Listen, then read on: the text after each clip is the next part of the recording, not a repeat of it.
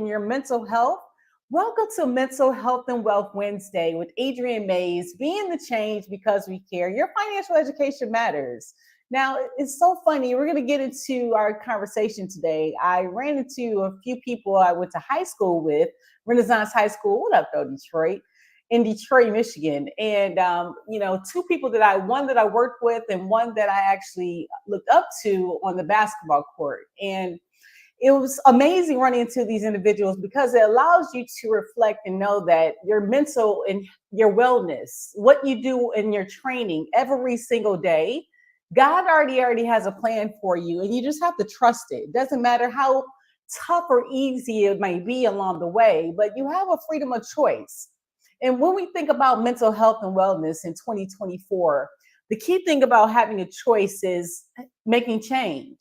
So being open to different perspectives about money, that's what this whole series is about, is building your billionaire brand with digital real estate, kindness, and knowledge. Having the knowledge, sometimes you have to think outside the box. So in this video here today, we're going to talk a little bit about thinking outside the box to protect your health and your wealth in regards to wellness and a whole. Because again, it doesn't matter how you have to exercise every single day. And if you own it, as I told one of my friends today, that's what I'm doing right now, owning it and taking accountability of what I didn't know so that I don't repeat the same mistakes in the past that I have in the past. And then moving forward, we're going to go over 5 daily mental health practices that everyone should incorporate today in order to make change in their life in regards to getting it. It's not an overnight process. So we're going to go through those here briefly as well. But before we jump into those 5 daily practices, we got to talk about school. We're re-engineering here the education, employment, and retirement system. And so just looking at the idea of when you look around, those that are making money type thing. But when you think about school, the scholastic and professional skills are taught. And this kind of explains why your bankers, your doctors, your accountants, they had excellent grades in school, but financially, they struggle in life. And it's crazy in regards to just knowing about the national debt issue. Like highly educated individuals, the politicians, they're the one that's actually, taking advantage of looking at where our debt is right now. And we pay attention to that. I showed you the U.S. debt clock where, we're right now just literally increasing the amount of debt that we have. But we've left our debt in hands of politicians and government officials that really honestly don't know how money works. So when you look at the trillions of dollars that we're in the hole in regards to the growth and opportunity of our country, the subject of money is still up for grabs. So again, how will we actually as a nation survive if we're teaching our children and people in general about money, but it continues to be left to parents who are already or most will be poor? And when it's not a bad thing in regards to that, because you can make a change today in regards to getting yourself out of that mindset. But the thing is, it takes exercise. You have to put your brain to work. When you're reading Rich Dad, Poor Dad by Robert Kiyosaki, what the rich teach their kids about money that the poor and middle class do not. I know we want to jump into the cash flow game of kind of playing with the actual parts, something similar to Monopoly, but it's good to understand the concepts behind this actual thought process of making money. Because it doesn't matter if you become a billionaire today, and again, you don't know how money works to be able to leverage that not only to yourself, but to your actual offsprings and your legacy and moving forward. So putting your brain to work and exercising your mind, I can't afford it versus how can I afford it? Thinking outside the box. So it was crazy today. I was listening to some different people where I had to attend, and they were talking about they could not get a job. And a job stands for just over broke. But if you put your mind to work and what skills you have available to you, you can actually afford to figure out what you're good at and make it work for you. So you have to exercise your mind just like your physical and mental health in regards to your brain getting stronger every day, watching things like this here in regards to asking questions. But if you give in to mental laziness, just going to a job at 9 to 5, which is cool. But at the same time, if you want to actually reach the next levels of working or owning that company, that's the exercise that you have to put your mind around. So The proper physical exercise, yes, increases your chance for health, right? Because if you need to go to the gym and work out, you want to lose a couple of pounds, like everyone has a resolution after the 1st of January. But, in regards to getting in the gym, and I know like Lifetime Fitness and all those fitness places, 24-hour fitness, all of their memberships go up at the beginning of the year. But why don't you think your brain needs that same mental exercise in regards to increasing your chances of wealth? You have to put your mind into the box of understanding how money works. So think about it like this: the two thought processes the rich dad had in regards to, he had two dads. So one dad thought the rich should pay more in taxes to take care of those less fortunate. Then you got dad number two, that taxes punish those who produce and reward those who don't produce. Two different concepts in regards to being able to obtain wealth. But again, you have to put this to their thought process. Like for example, dad number one thought study hard so you can find a good company to work for, or dad number two, study hard so you can find a good company to buy. That's honestly one of my own personal gripes with what's going on right now in the election, like in regards to understanding, yep, you might have to work for a McDonald's or a Wendy's or a fast food restaurant, but how about we glorify the fact of owning that company, owning your own business, in regards to just the growth and opportunities there. One dad thought like the reason I'm not rich is because I have you kids. But the other dad thought the reason I must be rich is because I have you kids. Because again, there's ways that you can actually utilize your children in your opportunity of legacy when you're building your businesses and writing them off on your taxes. But again, you also can actually look at it as a deficit. Dad number one thinks about, when it comes to money, play it safe. Don't take risks. Does that sound familiar? Dad number two, learn to manage risk. Everything in life is risky. Doesn't matter what you do, but when it comes to money, most people play it safe. So again, dad number one thought about our home is the largest investment and our greatest asset. Whereas dad number two, my house is a liability. And if your house is your largest investment, you're in trouble. So if a house is what you buy, maybe once or twice out your whole life, in regards to looking at that as an investment, you really don't profit off that investment unless you actually profit. So you cannot count on the fact your house of your value will go up. Your house can be an asset if you realize a profit when you sell it. Here in the Detroit, Michigan area, some of the values of the homes, like for example, downtown Detroit, Michigan, Boston Edison District, University District in Detroit, Michigan, the Livernois area, those areas are going up in value in regards to their assets of their home. So if you purchase a home in that area, you actually can realize a profit in regards to the growth of it. But again, if you think about it as a long-term thing, it might not be such as much. But in case or point, just thinking about how you think about a job. So one dad thought about in regards to writing an impressive resume is to find a good job. Whereas dad number two, this is how you write strong business and financial plans to create a job. Creating a job in 2024 and utilizing the platform being online, you can honestly get frustrated when people have a thumb on you, a thumbprint in regards to things that you may or may have not have done in education. But just taking the time to actually write a plan and working it every single day, that's the key to success. Because again, when you get that ideas and they start flowing, that's how you grow and build in regards to your long-term vision. So people do shape their lives through their thoughts. Like I said earlier today, it was kind of disheartening to hear how many people were relying on a job application in regards to someone saying yes to you versus you saying yes to yourself. But it takes more action in regards to showing up and earning those opportunities, in regards to just understanding your thought process will grow and build over time. So if you think again, dad number one said, I'll never be rich. But dad number two, I am a rich man and rich people don't do this. So even when you are flat broke, do not have any money in your pocket after even a major financial setback, we all have these. You still have to consistently move forward towards your goal. And again, it's going to be difficult at times, but fighting through those different opportunities, you never settle. Don't be complacent in regards to your process. So there is a difference between being poor and being broke. Broke is temporary. You might have these different stances in life that you have to go through and earn and learn the actual opportunity. But being poor is eternal. It's nothing you can break yourself from. So it's again a mindset of a mental actual mindset that you can change. Because again, if you understand that money is power, but one is not, money doesn't matter. It's okay to think either way, but the key thing is how you grow and build in every opportunity that you come across. You can actually have the power to overcome it. So again, the power of our thoughts may never be measured or appreciated. So it's important to be aware of your thoughts and how you express yourself.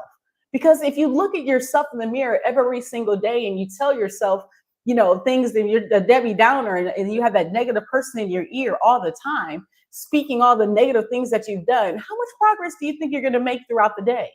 So that's why it's important to actually, jump into and have community of people that were actually going in the same direction you're wanting to go into. So if you actually look at the slides and actually the opportunity here, Dad one was poor, not because of the amount of money he earned. He had a lot of degrees, but because of his thoughts and his actions. Whereas Dad number two, he literally was, like I said, Dad number one had studied hard, earn a degree, get a good job to earn money, become a professional, an attorney, an accountant, and get your MBA. A lot of people, even myself, I have my MBA and all my degrees.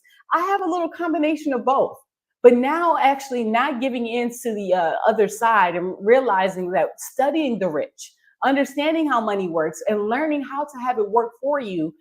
Don't work for money. Let money work for you. It might be a process, but if you're consistent in it every single day, one of the reasons why I'm doing this live is, like I said, is to actually not only educate you, but to grow and build on a consistent basis to show you what's possible.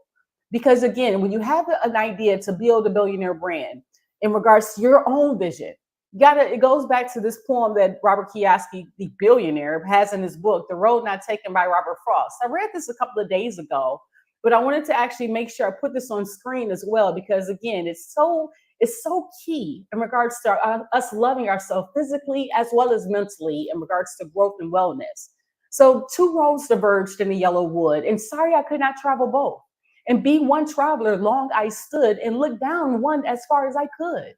To where it bent in the undergrowth, then took the other as just as fair, and having perhaps the better claim, because it was grassy and wanted wear. Though as poor as that passing there had warned them really about the same, and both that morning equally lay in leaves no step had trodden black. Oh, I kept the first for another day, yet knowing how way leads on to way.